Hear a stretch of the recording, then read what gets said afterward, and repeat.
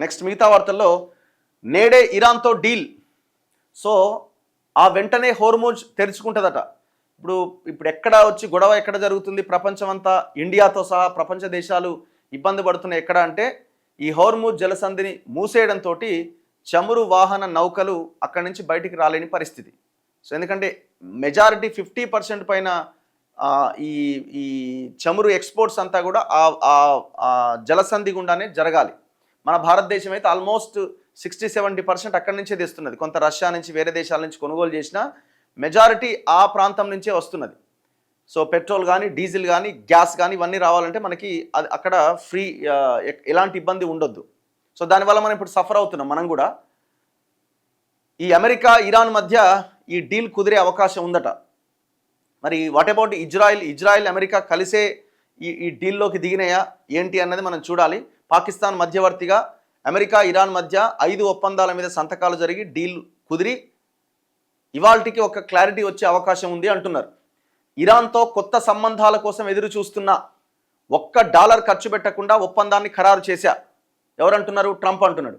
అంతా సద్దుమణిగిన తర్వాత ఇరాన్ యురేనియంను తెచ్చుకుంటాం. అమెరికా అధ్యక్షుడు డొనాల్డ్ ట్రంప్ ఆన్లైన్లోనే ఈ సంతకాలు. పాక్ ప్రధానమంత్రి వెల్లడి.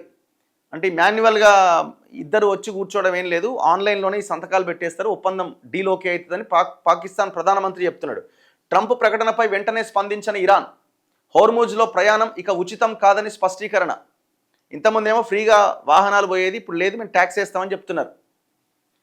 ఇరాన్తో శాంతి ఒప్పందంపై ఇవాళ అంటే ఆదివారం సంతకాలు చేయబోతున్నట్లు అమెరికా అధ్యక్షుడు డొనాల్డ్ ట్రంప్ ప్రకటించారు.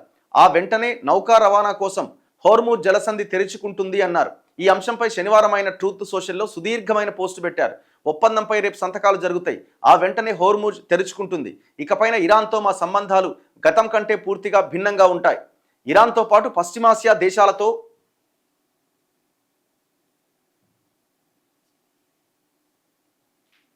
సుదీర్ఘంగా సుహృద్భావ సంబంధాలు కొనసాగించేందుకు ఎదురు చూస్తున్నా.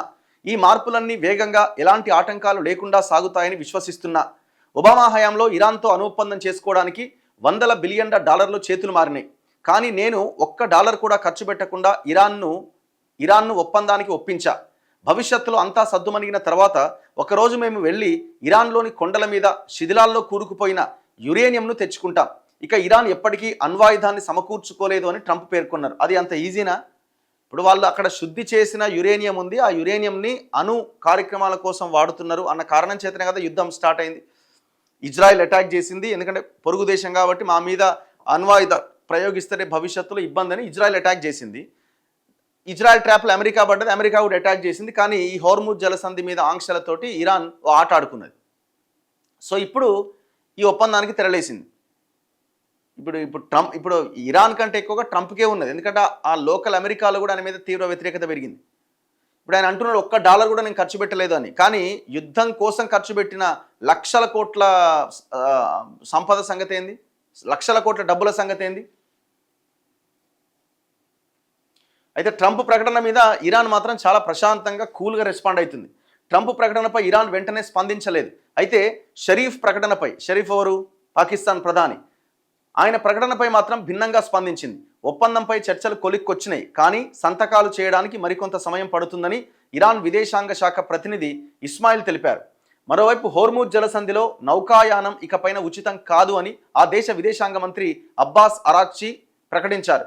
ఈ జలసంధి గుండా ప్రయాణించే నౌకల నుంచి టోల్ వసూలు చేస్తాం. అమెరికాతో చేసుకోబోయే ఒప్పందంలో ఈ మేరకు షరతు ఉంటుంది. హోర్ముజ్ జలసంధిలో అంతర్జాతీయ జలాలంటూ ఏమీ లేవు. టోల్ వసూలులో వాణిజ్య యుద్ధ నౌకలకు వేర్వేరు నిబంధనలు ఉంటాయని చెప్పారు. టోల్ వసూలు పైన ఒమన్తో ఒప్పందం చేసుకుంటామని వెల్లడించారు. అయితే ఈ ఒప్పందం కూడా ఫేస్ టు ఫేస్ ఉండదట, ఓన్లీ ఆన్లైన్లో మాత్రమే ఉంటాయట. ఈ సంతకాలు అనే మాట వాడిరట. ఇరు దేశాల నేతలు ముఖాముఖి సమావేశం కాకుండానే ఆన్లైన్లో ఒప్పందంపై సంతకాలు జరిగే అవకాశం ఉంది. 24 గంటల్లో ఒప్పందంపై సంతకాలు జరుగుతాయని షరీఫ్ మొదట ప్రకటించిండు, తర్వాత ట్రంప్ ప్రకటించిండు. ఇరాన్ కూడా వాస్తవమే కానీ ఇంకా కొలిక్కి రాలేదు అని చెప్తున్నారు. ఏం జరుగుతుందన్నది చూడాలి. Donald Trump, Shahbaz Sharif, Abbas అరాక్చి.